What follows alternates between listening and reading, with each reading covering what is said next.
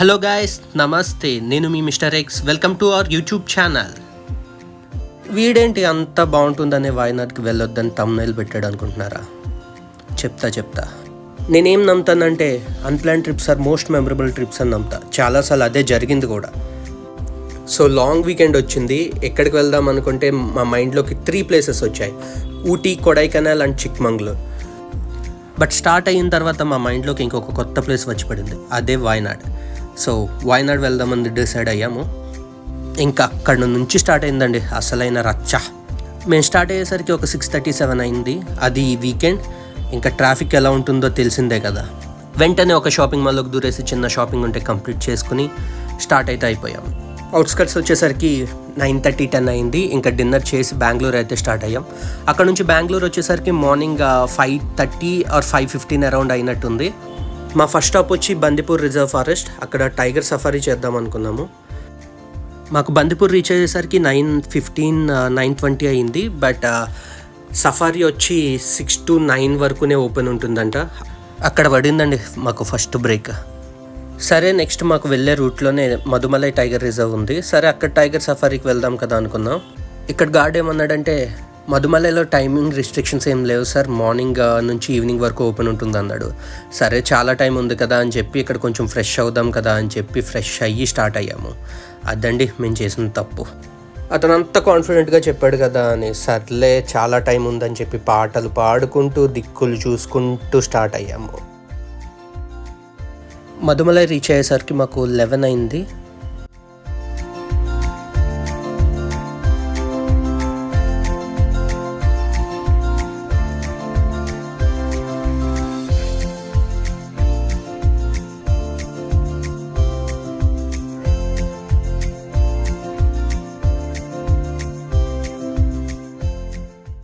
ఇక్కడికి వచ్చిన తర్వాత తెలిసింది ఏంటంటే ఇక్కడ కూడా టైమింగ్ రిస్ట్రిక్షన్స్ ఉన్నాయి. మార్నింగ్ 10 వరకునే ఉంటుంది టైగర్ సఫారీ వచ్చి, మళ్ళీ ఈవినింగ్ ఓపెన్ అవుతుంది.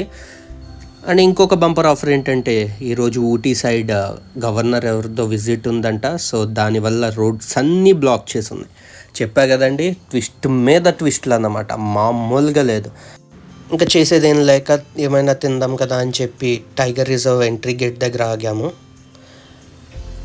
ఇక దిగిన తర్వాత చూస్తే ఇక్కడ ఏం అవైలబుల్ లేదు, ఓన్లీ అరటికాయ బజ్జీ అండ్ మ్యాగీ కూడా అవైలబుల్ ఉన్నట్టుంది.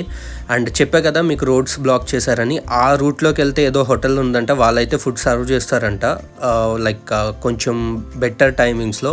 బట్ ఇక్కడైతే ఇంకేం లేదు, చేసేదేం లేక ఇక్కడ నుంచి వెళ్ళిపోదాం అనుకున్నాం. బట్ ఎలానో అక్కడ మిస్ అయింది, ఇక్కడ మిస్ అయింది, ఎందుకులే చూసే కంప్లీట్ చేసుకుని వెళ్దామని చెప్పి ఇక్కడ నుంచి ఒక 8-9 కిలోమీటర్స్లో ఏదో ఒక చిన్న విలేజ్ ఉంది అన్నారు.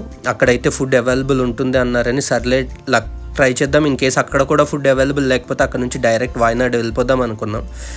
ఇక్కడ ఫుడ్ అయితే అవైలబుల్ ఉంది. సో అప్పటికే 12:30 అయిపోయింది. ఇంకా బ్రేక్ఫాస్ట్ ఏం చేస్తాంలే అని చెప్పి అక్కడే ఫ్రెష్ అయిపోయి వెంటనే లంచ్ అయితే కంప్లీట్ చేసేసుకున్నాము. కంప్లీట్ చేసుకుని మళ్ళీ బ్యాక్కి స్టార్ట్ అవుతున్నాము.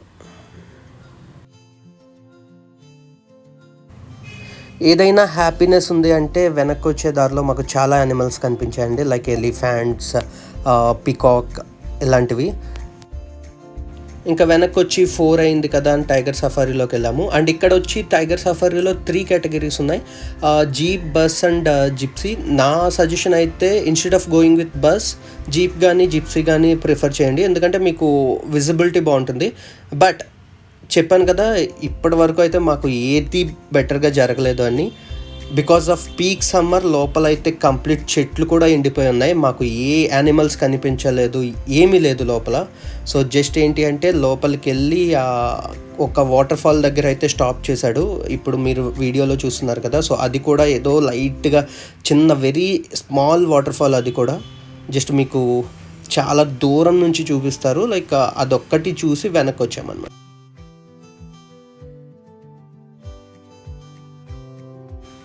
సో జనరల్గా ఇక్కడ వీళ్ళు చెప్పేది ఏంటి అంటే బెటర్ కొంచెం లైక్ బిఫోర్ ఫెబ్ ముందు కనుక వస్తే, మీరు అక్టోబర్ టు ఫెబ్ ఆ టైంలో వస్తే కనుక బాగుంటుంది, సీనరీ బాగుంటుంది, గ్రీనరీ, కంప్లీట్ గ్రీనరీ ఉంది. మేము వచ్చింది సమ్మర్లో కాబట్టి కంప్లీట్గా అంతా ఎండిపోయి లైక్ చెట్లు ఎండిపోయి యానిమల్స్ కూడా బికాజ్ ఈ వేడికి బయటికి రావంట. ఈవినింగ్ 5 6 ఆ టైం మాత్రమే బయటకు వస్తాయంట. సో మేము చూసింది కూడా ఏం లేదు, జస్ట్ లోపలికి వెళ్ళాము, బయటకు వచ్చామంతే.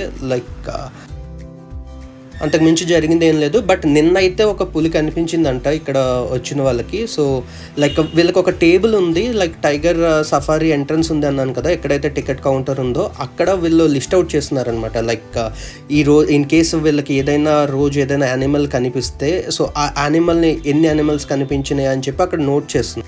మేము వెళ్ళిన ముందు రోజు అయితే ఒక టైగర్ కనిపించింది అంతే.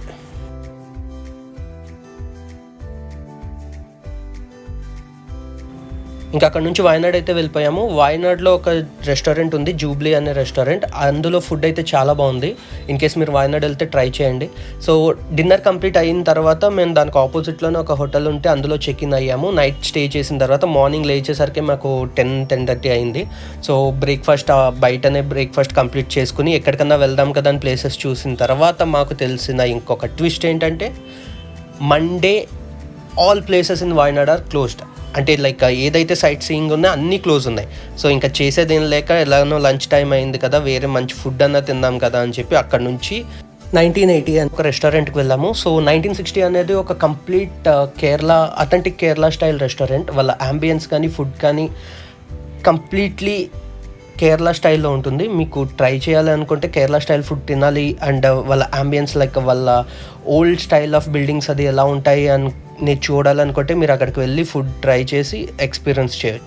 మా లంచ్ కంప్లీట్ అయిన తర్వాత అక్కడ నుంచి ఏదైనా ప్లేసెస్ ఉన్నాయా చూద్దామన్న టైంలో లైక్ మాకు ఒక్క ప్లేస్ కనిపించింది. అది తప్ప ఇంకా వేరే ఆప్షనే లేదు. సో వాయనాడ్ వచ్చినందుకు అట్లీస్ట్ ఒక ప్లేస్ అయినా చూడాలి కదా అని చెప్పి అక్కడ నుంచి డైరెక్ట్గా ఇంకా ఆ ప్లేస్కి అయితే వెళ్ళాము. సో ఆ ప్లేస్ వచ్చి కరపుళ డ్యామ్. ఇప్పటి వరకు జరిగిన ట్రిప్లో ఆ యానిమల్స్ చూడడం ఒక్కటే జరిగింది. ఈ డ్యామ్ దగ్గర అయితే వీళ్ళకి అడ్వెంచర్ పార్క్ ఉంది. సో ఆ అడ్వెంచర్ పార్క్లో జిప్ లైన్ కానీ లైక్ గెయిన్ స్వింగ్ కానీ ఇలాంటివి ఉన్నాయి. నేనైతే zip line and gain swing try చేశాను. సో ఇది ఒక్కటే జరిగిందండి మొత్తం ట్రిప్లో. అదండి నేను చెప్పేది ఏంటంటే, like never go to Wayanad అంటే వాయనాడ్ వెళ్ళొద్దు అని కాదు. సో సమ్మర్లో వెళ్తే మాత్రం కంప్లీట్గా ప్లాన్ చేసుకుని వెళ్ళండి, ఎందుకంటే అక్కడ మొత్తం ఎండిపోయి ఉంది. లైక్ టూ మచ్ హీట్ అనమాట. అసలు కంప్లీట్గా డ్రైన్ అవుట్ అయిపోయాము. అండ్ ఒకవేళ డ్రైన్ అవుట్ అయిపోయినా లైక్ వేరే ఏదైనా ప్లేసెస్ ఉన్నాయి చూసామన్న ఎక్స్పీరియన్స్ అన్న ఉంటుంది అనుకుంటే లైక్ కంప్లీట్లీ అది కూడా బ్లాక్ అయిపోయింది మాకు, ఎందుకంటే మండే అవ్వడం వల్ల. సో బెటర్ ప్లాన్ చేసుకోండి. లైక్ సమ్మర్లో వెళ్ళేలా ఉంటే లైక్ ఇవన్నీ ఆలోచించుకుని ఒకసారి వెళ్ళండి. అదండి నాకు ఈ ట్రిప్లో జరిగిన ఎక్స్పీరియన్స్. లైక్ ఏదైనా కానీ మంచి చెడు ఏదైనా కానీ ఎక్స్పీరియన్సే కదా. సో ఇలా కూడా జరుగుతుంది అని తెలిసి వచ్చింది.